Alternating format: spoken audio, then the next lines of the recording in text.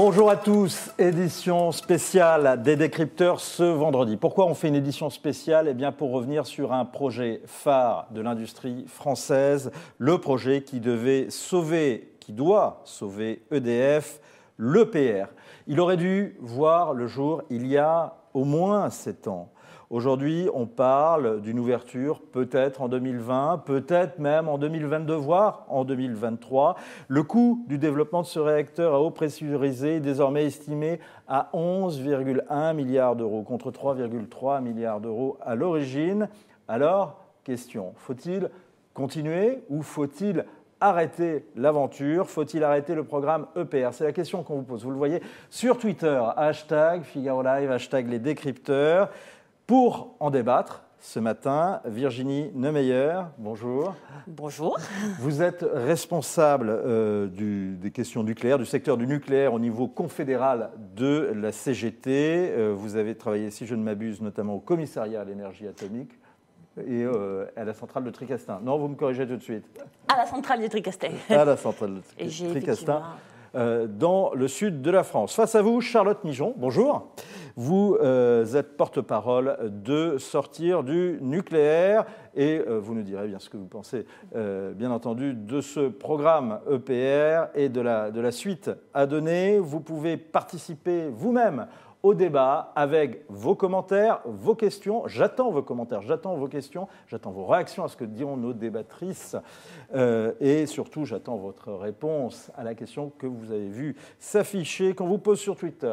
#Figaro Live, #les décrypteurs. Faut-il arrêter le programme EPR à Flamanville? Si on se pose cette question, c'est notamment après avoir étudié le dossier, étudié les faits qui nous sont présentés dans ce sujet signé Vincent Roseron.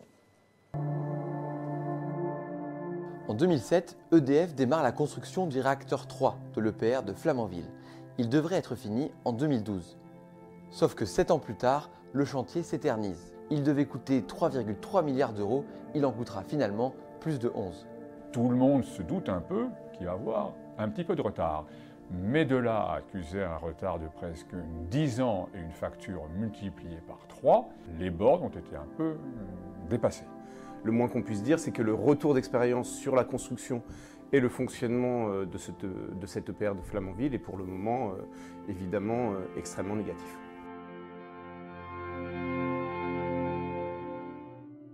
Pour comprendre pourquoi il y a un problème avec l'EPR de Flamanville, il faut revenir un peu en arrière.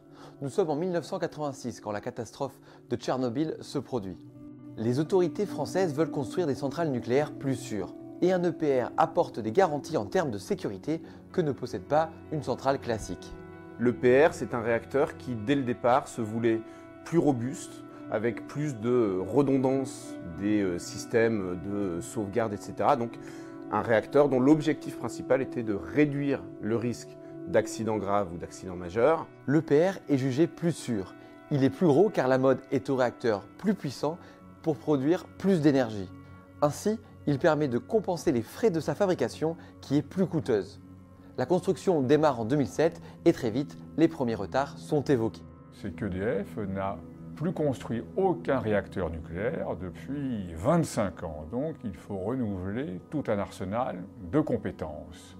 On apprend en même temps qu'on fait. Donc ceci entraîne un retard très important. D'autant qu'en mars 2011, la donne change pour le nucléaire.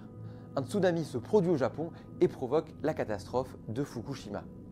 L'ASN, l'Agence de sûreté nucléaire, va alors se montrer plus intransigeante que jamais dans ses contrôles.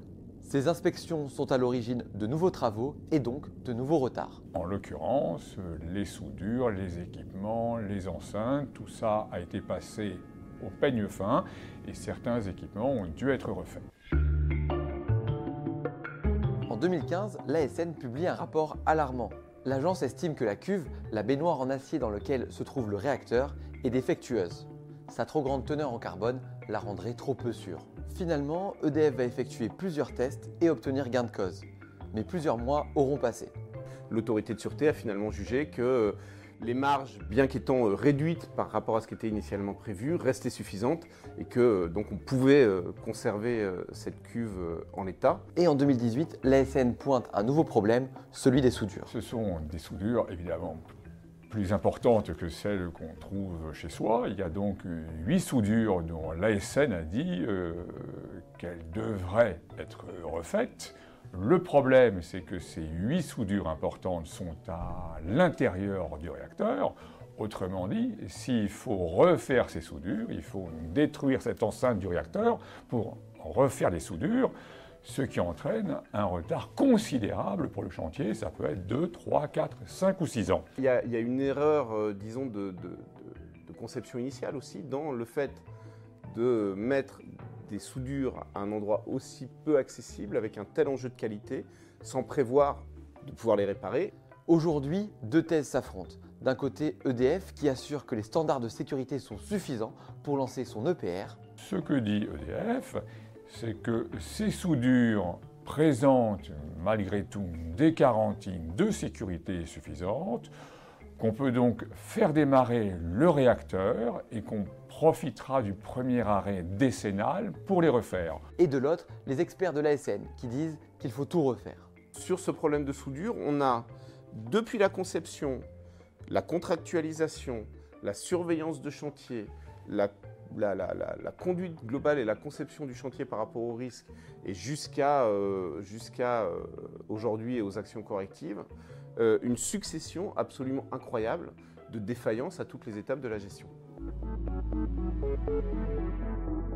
Tous ces retards accumulés sont un grand coup porté à la stratégie d'EDF. L'EPR de Flamanville devait être une vitrine à l'international pour le nucléaire français. À l'époque, dans les années 2000, la France rêvait d'exporter des dizaines de ce réacteur dans le monde. La démonstration que fait malheureusement EDF de son incapacité à maîtriser le chantier de Flamanville réduit encore les perspectives d'exportation de réacteurs français. Et alors qu'EDF était précurseur dans la construction d'EPR en France et dans le monde, c'est en Chine en 2019 que le premier réacteur de ce type voit le jour. Les besoins en énergie de la Chine sont tels qu'il a fallu certainement accélérer cette EPR. Il faut rappeler également que EDF, à son maximum, a mis 3000 personnes sur le chantier, là où les Chinois en mettent 10 000, 12 000 ou plus. Il n'empêche que la technologie en France et la Chine est la même, et qu'un certain nombre d'ingénieurs EDF ont été amenés à travailler en Chine sur l'EPR. Et si l'EPR de Flamanville ne voyait finalement jamais le jour? C'est ce que demandent plusieurs associations écologistes. Mais EDF ne veut pas en entendre parler. Comment se résoudre à abandonner un projet qui a coûté plus de 10 milliards d'euros? Il est sûr que cette EPR est aujourd'hui une incertitude extrême qui pèse sur l'avenir d'EDF. C'est d'ores et déjà un accident industriel, mais si cette EPR parvient un jour à fonctionner et qui fonctionne pendant 60, 70 ans, on oubliera peut-être assez rapidement que la facture s'est envolée, a été multipliée par 3 et que le chantier est arrivé avec 10 ou plus ans de retard. C'est vraiment le problème de ce genre de projet. Il y a un mot anglais qui décrit très bien ça, c'est le entrapment, c'est-à-dire qu'on est piégé dans un projet tellement lourd et dans lequel on a tellement mis d'efforts, d'investissements, que l'abandon ne peut plus être considéré comme une option, alors même que l'acharnement, la poursuite du chantier va coûter de plus en plus cher et qu'à un moment donné, on peut effectivement se poser la question. Il est évident que si l'autorité de sûreté nucléaire dit qu'il faut refaire les soudures et qu'on s'aperçoit que ça va prendre 5, 7, 8 ans supplémentaires, la question va se poser. En même temps, est-ce que l'industrie française peut prendre le risque d'abandonner un chantier dans lequel on a investi 11 milliards d'euros? Ça me semble problématique. Surtout que, pour le moment, EDF n'a aucun autre outil pour remplacer les centrales actuelles. C'est l'EPR et uniquement l'EPR qui incarne le renouveau des centrales nucléaires en France.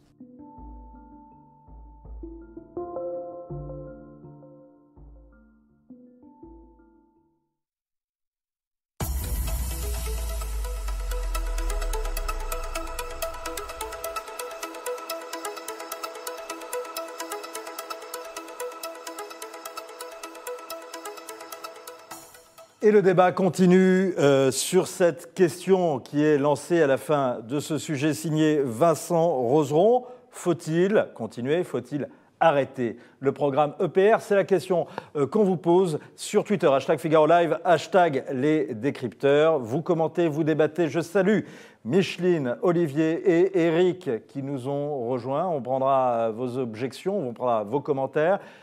Et on va en débattre avec nos deux débattrices que je présente de nouveau. Virginie Lemeyer, responsable du secteur nucléaire au niveau confédéral de la CGT, et Charlotte Mijon, porte-parole de Sortir du nucléaire. Je commence par vous, Charlotte Mijon. D'abord, la position de votre mouvement sur l'EPR. Il faut arrêter le programme EPR? Pour nous, il faut arrêter ce chantier, il faut abandonner tous les projets d'EPR qui sont actuellement dans le monde, parce qu'une relance du nucléaire serait néfaste. Ok, vous allez pouvoir justement présenter cette position. Moi, j'ai une question sur ce plan-là. Est-ce que c'est viable, est-ce que c'est réaliste, alors que des dizaines de milliards d'euros ont été dépensés, et qu'un arrêt, au regard de la situation aujourd'hui d'EDF, pourrait avoir des conséquences très lourdes pour la pérennité d'une entreprise comme EDF et aboutirait in fine sur une casse sociale? Alors, on aurait pu se poser les mêmes questions il y a encore quelques années, quand il coûtait 6 milliards. Est-ce que parce qu'on a dépensé 6 milliards, il faut continuer à dépenser encore? Maintenant, il en coûte 11. On ne sait pas où va s'arrêter l'escalade des coûts.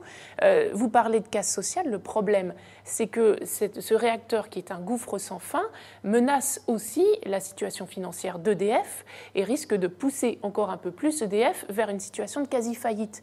Donc, à partir de là, la question, c'est comment est-ce qu'on achève, donc comment est-ce qu'on abandonne proprement ce chantier et comment on arrête les frais pour justement sauver EDF et éviter cette casse sociale. Réaction, Virginie Lemeyer. D'abord, on aurait pu effectivement intituler cette émission « Pourquoi a-t-on construit l'EPR » parce qu'il répond aussi à des besoins, pas le choix de à des besoins sociaux. Et puis, il n'a pas coûté des dizaines de milliards, comme vous l'avez intitulé, c'est 10,5 aujourd'hui sur le coût d'un prototype industriel. Je pense que cette dimension-là doit être prise en compte, puisque c'est effectivement l'EPR étant le maillon permettant de capitaliser les compétences françaises sur ces aspects. Alors justement, on va débattre. Moi, c'est une question que je vais vous poser. C'est vu justement quand même les sommes qui ont été engagées déjà et qui risquent encore d'être engagées, vu que ça risque encore de coûter. Vous dites 10 milliards et demi, nous on a 11 milliards, hein, mais bon, prenons votre chiffre, 10 milliards et demi. Et vu les dangers qu'encourent aussi bien les salariés, ça c'est un sujet sur lequel vous êtes en pointe à la CGT, le CGT nucléaire, et également les citoyens. Est-ce que c'est pas plus prudent, Virginie Lemeyer, aujourd'hui, d'arrêter ce projet? Alors, les salariés du chantier de l'EPR, les salariés qui travaillent aussi sur la conception des réacteurs, demandent une chose, c'est de travailler dans des bonnes conditions. Et le cap qui a été affiché aujourd'hui et par le passé, puisqu'il faut revenir quand même sur pourquoi on a fait l'EPR et dans quel contexte c'est fait, était ambitieux, certes, mais pas réaliste sur les jalons des plannings et même sur les surspécifications qui ont quand même conduit les fournisseurs, les sous-traitants dans des conditions de travail très difficiles, puisque répondant à des conditions contractuelles sur ce chantier-là et ne répondant pas à un objectif, celui de réussir ce chantier. Donc c'est cette base-là que nous portons en termes revendicatifs, comment réussir un chantier de cette ampleur-là, et nous avons des propositions. Charlotte Mijon.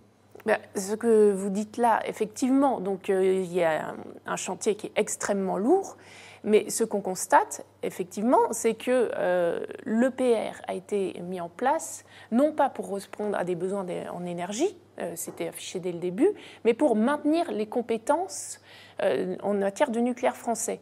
Or, on le voit là, depuis le début, dès 2005, il y a eu des alertes qui montraient que dans les usines où étaient fabriqués certains composants, notamment l'usine de Creusot-Forges, eh bien, les compétences n'étaient pas là.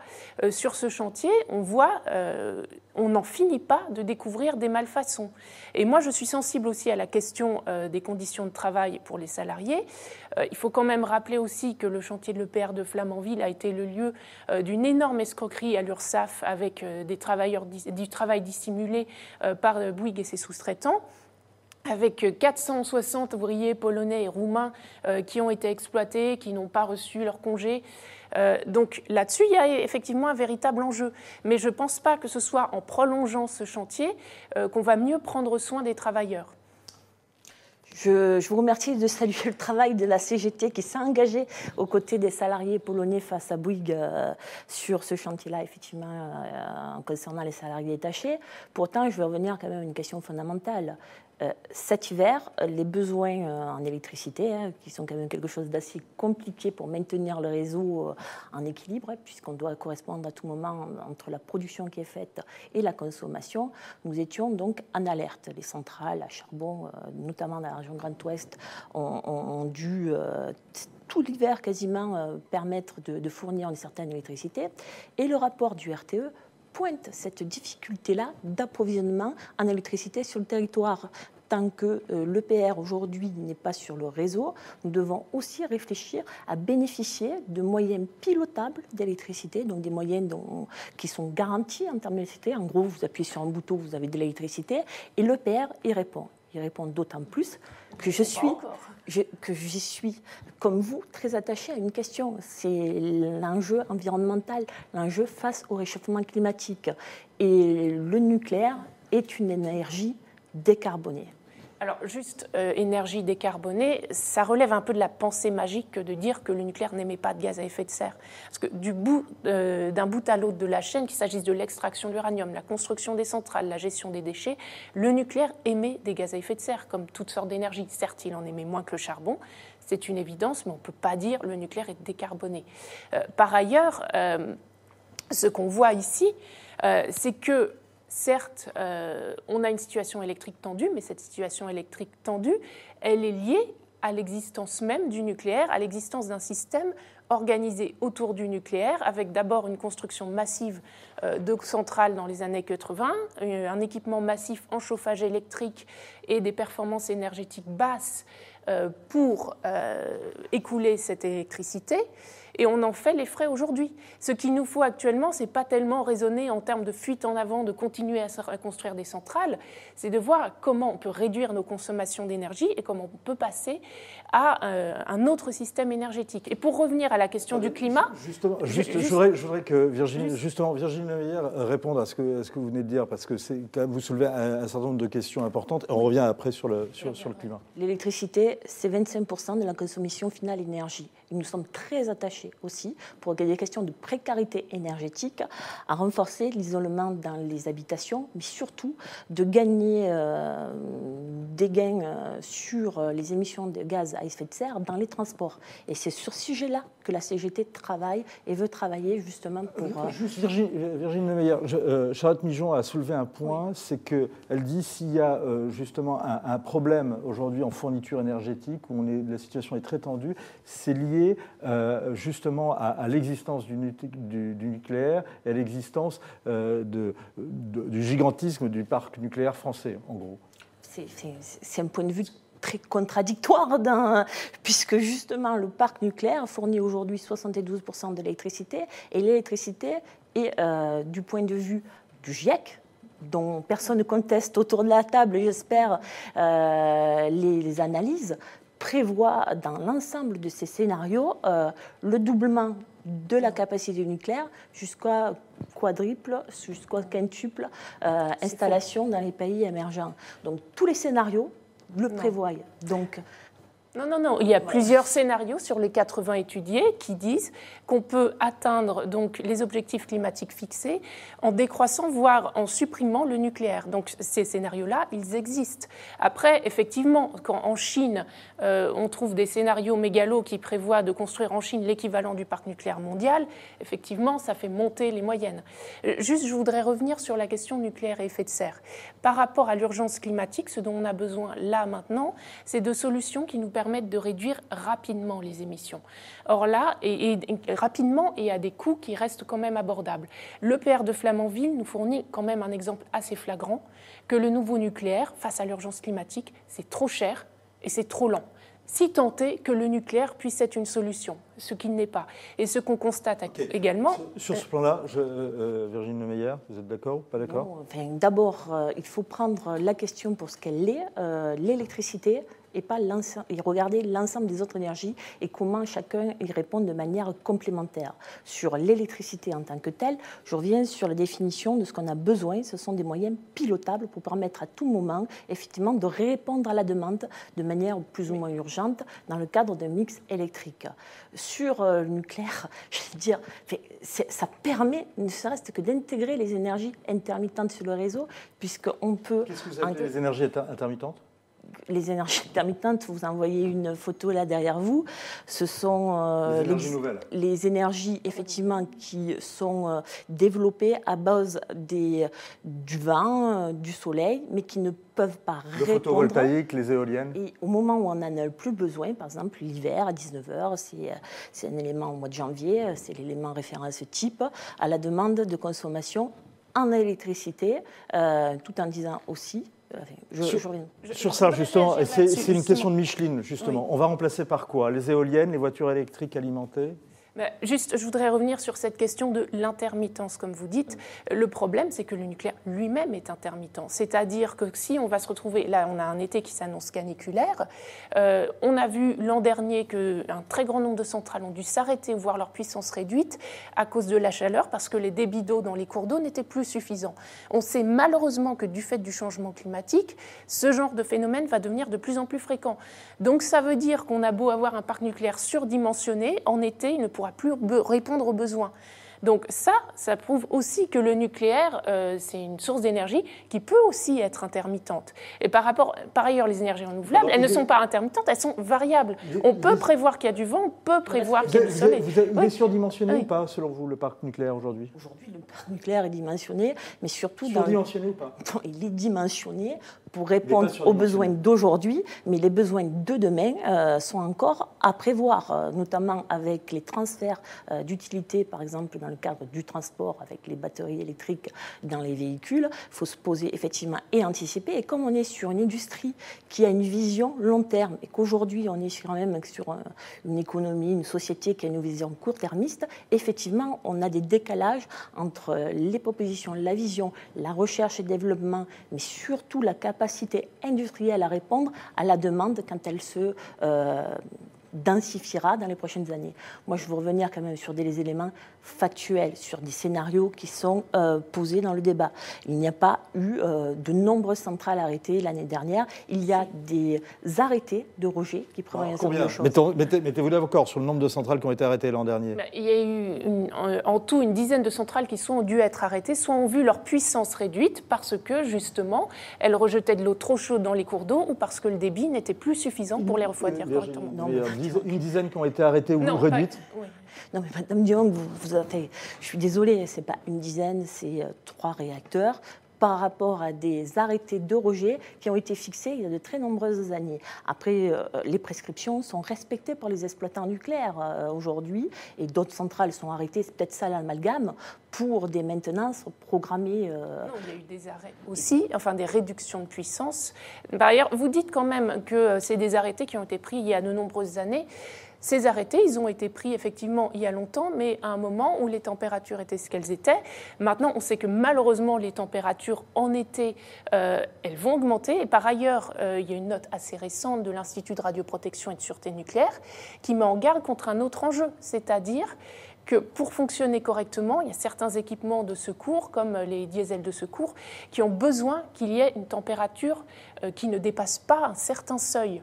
Or, avec les températures caniculaires qu'on a constatées, d'ores et déjà, dans les notes de l'Institut de radioprotection et de sûreté nucléaire, il est dit que la marge entre la température maximale admissible dans les locaux et la température qui peut être atteinte est très très faible et que ça présente une grande fragilité quant aux installations. Vous répondez et on revient au thème de l'émission. Oui, parce que s'appuyer sur des éléments de rapport et les sortir hors contexte par rapport à l'explication que nous devons, parce que moi je suis très engagée sur le dossier, mais je suis très engagée en tant que citoyenne. Nous donnons des éléments de pédagogie auprès du grand public et sur ces prescriptions-là, j'allais dire, la technique y répond. Il ne faut pas non plus C'est l'Institut de radioprotection et de sûreté nucléaire quand même. L'Institut de radioprotection et de sûreté nucléaire, qui est le bras technique de l'ASN, effectivement l'autorité de sûreté nucléaire. Oui, merci. Fait son travail d'instruction de dossier et fait des prescriptions, des recommandations aux exploitants. Et c'est comme ça qu'on travaille dans le nucléaire. C'est un débat très passionnant, très passionné et passionnant qu'on suit, mais ça fait déjà un quart d'heure, il ne nous reste plus que 5 minutes justement pour ce débat. Je vous rappelle la question qu'on vous pose sur Twitter. Faut-il déprogrammer le programme, faut-il arrêter le programme EPR à Flamanville? C'est la question qu'on vous pose sur Twitter, #FigaroLive, #les décrypteurs. Vous êtes un certain nombre à réagir, on va prendre vos réactions, vous allez réagir mesdames. Donc, on a pris la réaction de Micheline qui nous dit « Sortir du nucléaire est une chose, sortir de l'EPR en est une autre ». Micheline, il faudrait que vous nous précisiez ce que vous entendez par ça. C'est qu'est-ce qui est le plus difficile? Qu'est-ce qu'il faut faire? Quel est votre point de vue? Vous nous le donnez, on le reprendra. Olivier nous dit « Il faut une politique en direction des énergies propres. C'est une véritable politique écologique qu'il faut dans ce pays ». Olivier, est-ce que vous êtes pour ou contre la sortie de l'EPR? Mais sur ce point-là, votre point de vue La CGT pose la question du mix électrique avec toutes ses intégrantes, y compris les énergies intermittentes. La question qui nous est posée en tant que représentant des salariés... En français courant, Virginie Neumeyer, c'est vous dites qu'il y a un certain nombre de solutions dont le nucléaire fait partie et auxquelles il faut ajouter les énergies renouvelables. C'est ça que vous dites. À condition d'une chose, c'est de structurer les filières industrielles sur les territoires et ce n'est pas le cas. Et on revient sur la question de l'EPR. L'EPR, nous sommes dans un cadre d'un accident industriel au regard de la déliquescence de l'industrie française aujourd'hui. Nous posons effectivement un certain nombre de propositions. Une ou deux solutions de la CGT, justement, fera réagir Charlotte Migeon sur ça. Alors, d'abord, c'est d'écouter les salariés, parce que depuis la conception de l'EPR, nous avions dit... Donc la prise en compte des salariés. De l'écoute, qui ont fait remonter que les jalons le planning n'était pas réaliste au regard d'un prototype industriel qui devait... Ça, c'est le passé. Pour l'avenir. Oui, pour l'avenir. Donc, on continuera donc sur la question de capitaliser les compétences. Nous avons besoin dans ce pays d'une industrie forte pour répondre à l'ensemble des besoins, que ce soit le nucléaire, que ce soit l'énergie intermittente, que ce soit aussi pour d'autres secteurs dont nous avons besoin, de soudeurs, tuyauteur. Et ce sont ces compétences-là qui sont pointées sur le PR. Charlotte Migeon. Ce que je voudrais juste souligner, c'est qu'il existe d'ores et déjà un certain nombre de scénarios qui montrent qu'on peut à terme, ça ne prendra pas juste quelques années, mais on peut à terme reposer sur une alimentation électrique 100% renouvelable si on se donne les moyens pour cela. Lesquels Alors, il ne s'agit pas de remplacer intégralement une source d'énergie par une autre. Il s'agit déjà de repenser nos consommations énergétiques, travailler sur l'efficacité énergétique. Donc diminuer, ce qui ne veut pas dire de l'austérité, mais de la sobriété, c'est-à-dire réfléchir à nos besoins, réduire les consommations inutiles. Et si on restait en l'état actuel? La situation actuelle, elle n'est pas tenable. De toute façon, même au-delà des questions énergétiques et climatiques, il nous faut réduire nos consommations. Il nous faut réduire nos consommations et à partir de là, on peut répondre aux besoins par le développement des énergies renouvelables. Et ce que dit Madame sur la structuration des filières est très important. Et juste, je voudrais souligner que les filières renouvelables, en France, elles ne sont pas du tout soutenues à la hauteur où elles devraient l'être. Et pourtant, c'est des filières qui créent de l'emploi et qui ne reçoivent pas le soutien qu'elles méritent. Virginie Neumeyer. Donc, nous avons des propositions. Sur justement le problème de la structuration des filières renouvelables. Sur le stockage, par exemple, puisque c'est le sujet d'actualité aujourd'hui, pour permettre à l'électricité, effectivement, d'être stockée, 2 MWh d'installer dans le cadre des STEP, des stations de transfert d'électricité par pompage. Nous avons ces projets-là que nous mettons à disposition du plus grand nombre. Sur le PR, quand même, pour continuer, toujours dans le cadre des propositions qu'énonce la CGT, il faut qu'on révise, effectivement, les relations contractuelles entre les grands donneurs d'ordre et les sous-traitants. Et ça me semble essentiel aujourd'hui. Ça, vous êtes d'accord sur le problème de la sous-traitance? La question des sous-traitances, je la verrais plus sur le plan des sous-traitants d'EDF pour, et ça je pense que vous serez d'accord, mettre au point une vraie convention collective pour les sous-traitants qui travaillent pour EDF et qui en ce moment travaillent dans des conditions de travail complètement déplorables. Vous êtes d'accord sur ce point? C'est nous qui l'apportons. Bon, alors, vous êtes d'accord. Il y a des questions. Il nous système. reste plus qu'une minute et je voudrais qu'on conclue. Juste avant de conclure, on prend une minute de temps additionnel pour répondre aux questions des internautes. Mais factuellement, Kevin nous demande où en est le projet ITER qui serait bien plus selon lui, qui serait bien plus propre à la production d'énergie. C'est l'énergie de demain. Devons-nous choisir cette voie d'après vous pour l'avenir? Donc, fusion, le projet sur cadrage, c'est un projet d'ordre international. Ouais. Donc, c'est un projet, comme je dis, le nucléaire, c'est un temps long qui va se développer d'ici 80 ans. ITER, ça intègre l'EPR ou pas? Non, Alors, non, moi, non, je rien voudrais à voir. revenir sur un enjeu fondamental pour la CGT, c'est la question de l'investissement de la recherche. Aujourd'hui, dans la recherche, s'en tient, que ce soit le CEA, que ce soit la CNRS, s'en tient l'état de veille et il faut absolument investir pour que les ruptures technologiques qui pourront voir le jour d'ici 10, 20, 30, 40 ans, voire dans les générations futures, puissent être faites dans des bonnes conditions. Aurélien, y a-t-il des commandes d'EPR dans le monde? Il y en a actuellement. En tout cas, c'est un réacteur qu'EDF essaye de vendre. Mais ce qu'on constate, c'est que malgré tous les efforts d'EDF pour le vendre à l'étranger, il n'y en a pas tant que ça. Et il y en a dont on ne peut pas se vanter. Par exemple, il y a des projets d'EPR en Inde, mais ce sont des projets en zone sismique, dans des zones où ça dévasterait complètement les conditions de vie des travailleurs, des pêcheurs qui vivent dans cet endroit-là. Donc on ne peut vraiment pas s'en vanter. Et en tant que tel, il n'y en a pas tant que ça. Et l'EPR n'est en tout cas pas ce sur quoi peut compter EDF. Juste combien de commandes d'EPR aujourd'hui? Alors, effectivement, les 6 EPR, je n'ai pas pour, mais plus globalement, il y a de nombreuses constructions de réacteurs. La Turquie, par exemple, en a commandé 4, plus 4 sur les ATMEA. VVR pour la fabrication. Donc il y a un débat, on n'est pas sûr sur les commandes. Est-ce que c'est au niveau des progrès? Actuellement, aujourd'hui, est-ce que où en sont les projets qui sont développés? Combien de projets sont développés actuellement? Sur l'EPR. Alors vous avez donc bien sûr, on y faisait référence tout à l'heure, la Flamanville bien évidemment.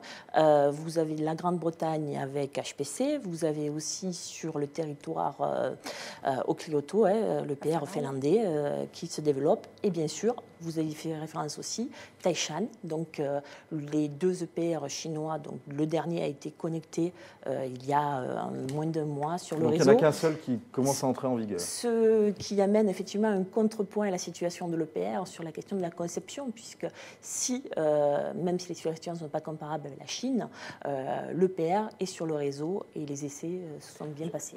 Je voudrais juste rappeler quelque chose, c'est-à-dire que l'EPR de Taishan, la cuve est affectée du même défaut qu'on trouve à Flamanville. Et par ailleurs, oui, peut-être il a été connecté plus tôt, mais l'autorité de sûreté nucléaire elle-même dit qu'elle a eu beaucoup de mal à entrer en contact avec son homologue chinoise et on peut craindre des problèmes de sûreté et qui soient comparables, sinon bien plus importants que celui de Flamanville. Vous répondez sur ça et on conclut. J'aurais préféré un échange un peu moins anxiogène pour vos téléspectateurs, mais sur l'EPR... On n'est pas là pour rassurer ou inquiéter, ou inquiéter, on est là juste pour dire les faits. Ce n'est pas la question de la cuve, c'est le couvercle du cuve qui aujourd'hui doit être modifié et remplacé sur l'EPR au regard de ce que l'autorité de sûreté a recommandé et a prescrit à l'exploitant EDF. Allez, vous, la conclusion, Charlotte Migeon, est-ce qu'il faut arrêter le programme EPR et l'argument phare pour vous? Vous avez une minute. Il faut arrêter le programme EPR parce qu'il faut arrêter de jeter de l'argent par les fenêtres. Il faut tourner la page d'une énergie qui est dépassée. Il faut aller décidément vers un autre système énergétique qui soit basé sur les économies d'énergie et les renouvelables. Et voilà, ce n'est pas une énergie d'avenir. On le voit, c'est un chantier qui patauge et il est temps d'aller vers autre chose. Pour la CGT, vous imaginez bien, il est concevable de ne pas permettre la fin des opérations, puisqu'on est dans la dernière ligne droite, mais dans des conditions de travail sereines, en tenant compte des jalons qui sont posés par les experts, donc les salariés, dans les prochaines semaines et les prochains mois. Les scénarios, effectivement, de reprise des soudures sont posés sur la table, ils sont examinés pour qu'on puisse intervenir dans les meilleures conditions. Et puis même, dernièrement, sur la question de la filière, mais plus globalement de la question énergétique, la CGT, bien évidemment, revendique que l'ensemble de ce secteur soit placé sous maîtrise publique pour répondre à la fois aux enjeux de recherche et de développement. Merci beaucoup, Virginie Neumeyer. On a compris vos points de vue. Il y avait 2 questions qui étaient posées. Est-ce qu'il y aurait des plans de sauvegarde en cas d'abandon du projet? Pour l'instant, eh bien, la situation n'en est pas là, n'est pas là, donc on ne peut pas encore poser la question. Merci beaucoup d'avoir continué, d'avoir commenté ce débat. La question qu'on vous posait sur Twitter, c'était « Faut-il arrêter le programme EPR ?» Vous avez été peu nombreux à voter, mais ceux qui ont voté ont dit non à 64%. Merci justement d'avoir voté, merci d'avoir été présente, merci d'avoir présenté vos arguments de façon très claire et courtoise. Lundi, on revient à une forme plus classique pour les décrypteurs. On ira à Athènes, parce que ce week-end, il y a les élections. Alexis Tsipras est en très mauvaise posture. Aura-t-il, d'ici là, réussi à sauver son poste, ou bien la droite grecque aura-t-elle pris sa revanche?